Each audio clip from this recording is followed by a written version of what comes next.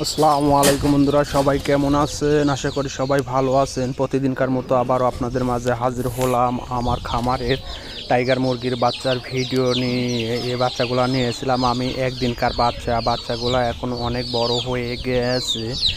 আমি 30টা বাচ্চা নিয়েছিলাম, এখন আর 27টা বাচ্চা আছে। এই বাচ্চাগুলো অনেক বড় হয়ে গেছে, বাচ্চাগুলোও দেখতে অনেক সুন্দর। দুইটা সাদা মুরগির বাচ্চা আছে। টাইগার মুরগির পালন অত্যাধিক লাভজনক। টাইগার মুরগি ডিমের জন্য এবং মাংসের জন্য পালন করা যায়। টাইগার মুরগির রোগ প্রতিরোধ ক্ষমতা অনেক বেশি হওয়ার কারণে যে কোনো আবহাওয়াতে বেঁচে থাকতে পারে। এই মুরগি পালন অত্যাধিক লাভজনক, তাই যারা টাইগার মুরগি পালন করতে চান তারা পালন করতে পারেন। বড় করে খামার করে এবং ছোট পরিসরে পালন করা যায়।